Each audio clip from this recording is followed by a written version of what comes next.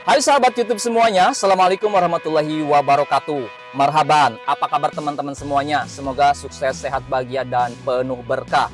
Jumpa lagi bersama pengacara santuy. Di pagi hari ini teman-teman, sebelum saya beraktivitas, saya akan kembali menjawab konsultasi ataupun pertanyaan-pertanyaan dari pemirsa YouTube berkaitan dengan hal-hal atau masalah-masalah hukum. Pertanyaan yang akan saya bahas pada kesempatan kali ini teman-teman, ini berkaitan dengan pembatalan perkawinan. Nah, pertanyaannya, apa saja sih alasan-alasan untuk bisa mengajukan pembatalan perkawinan?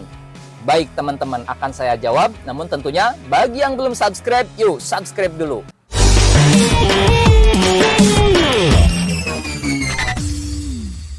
Baik sahabat subscriber, para pemirsa YouTube, terkait dengan pembatalan perkawinan itu memang ada prosesnya, ada prosedurnya. Jadi bisa suatu perkawinan itu untuk dibatalkan teman-teman. Namun tentunya ada alasan-alasannya.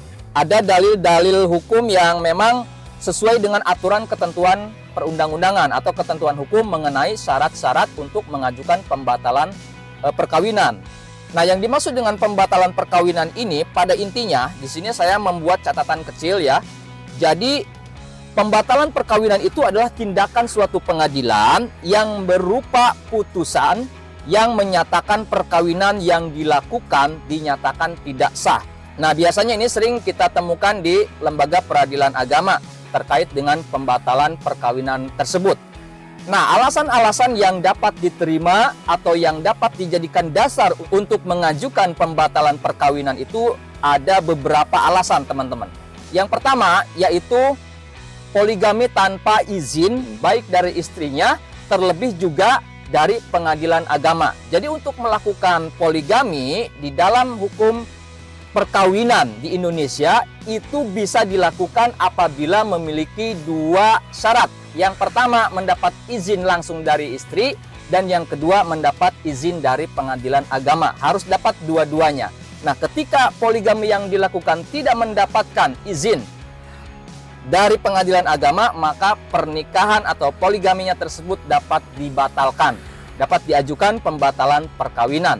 Oleh siapa? Tentunya oleh istrinya. Kemudian berikutnya, alasan yang berikutnya, perempuan yang dikawini ternyata kemudian diketahui masih menjadi istri pria lain yang mafqud. Nah, ketika misalkan seorang wanita menikah dengan seorang laki-laki, kemudian diketahui ternyata wanita tersebut statusnya masih istri orang, tapi suaminya itu dalam keadaan hilang atau misalkan tidak jelas di mana keberadaannya, tapi belum dicerai, belum ditalak, dan istrinya pun belum mengajukan gugatan cerai ke pengadilan agama. Belum ada putusan pengadilan agama yang menyatakan perkawinannya dengan suami sebelumnya itu putus dengan perceraian. Maka itu juga bisa diajukan pembatalan perkawinan, teman-teman. Kemudian alasan selanjutnya, perempuan yang dikawini ternyata masih dalam iddah dari suami yang lain. Nah, ini yang perlu diketahui dan dipahami buat masyarakat juga, yang mana ketika seorang perempuan, seorang istri yang bercerai dengan suaminya karena putusan pengadilan ataupun juga karena cerai talak di pengadilan agama, maka dia harus melewati masa iddah, harus melewati masa tunggu dulu sekitar 3 bulan. Jadi selama 3 bulan tersebut, si mantan istri tidak diperkenankan untuk menikah terlebih dahulu dengan pria lain, kecuali sudah melewati masa iddah, masa tunggu yang lamanya sekitar 3 bulan tersebut. Nah, itu bisa dilakukan pembatalan perkawinan. Kemudian, alasan yang selanjutnya, perkawinan yang melanggar batas umur perkawinan.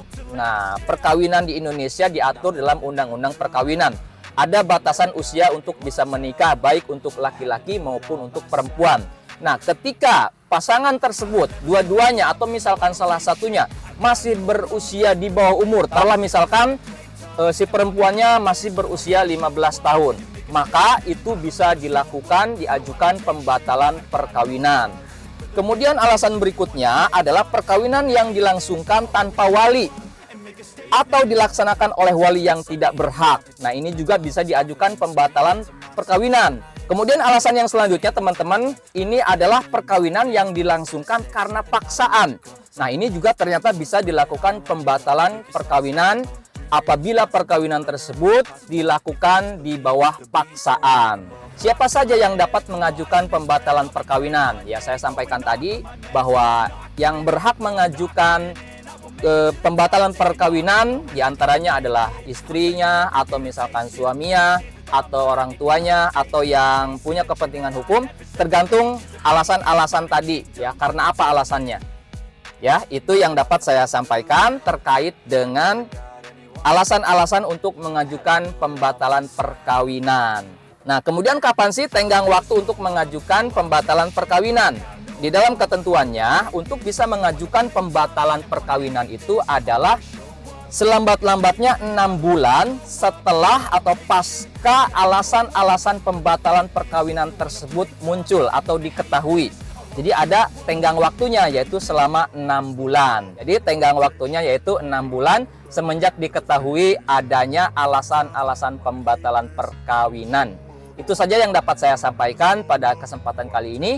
Mudah-mudahan bisa menambah wawasan bagi kita semua. Apabila video ini ada gunanya, ada manfaatnya bagi kita, bagi pemirsa YouTube, yuk dukung bareng-bareng channel ini untuk terus berkembang dan terus memberikan tambahan wawasan, hal-hal positif dan berguna bagi pemirsa YouTube dan masyarakat Indonesia secara keseluruhan. Kami dari pengacara Santuy Official mengajak pemirsa YouTube untuk lebih kenal hukum. Ayo melek hukum, karena melek hukum nggak ada ruginya. Sampai jumpa di video-video selanjutnya. Assalamualaikum warahmatullahi wabarakatuh. I don't ever slow up, no I don't take shit, I got no love